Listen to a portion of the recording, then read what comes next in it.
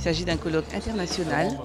que le Conseil général organise en partenariat avec l'UNESCO et la Direction des affaires culturelles de l'État, qui s'inscrit donc dans le projet UNESCO Route de l'Esclave. Le projet UNESCO Route de l'Esclave est un projet donc international qui vise notamment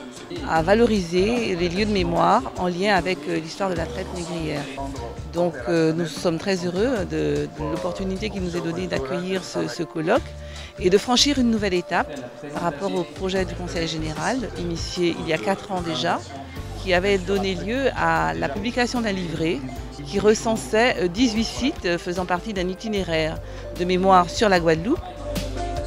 Ce livret maintenant est concrétisé et matérialisé par des totems qui seront placés sur les sites et qui pourront ainsi renseigner les visiteurs sur l'histoire de ces sites. Les 2 premières journées sont des journées techniques, donc pour les spécialistes de la question. Et à partir de vendredi, nous recevrons le grand public autour de thématiques plus générales et accessibles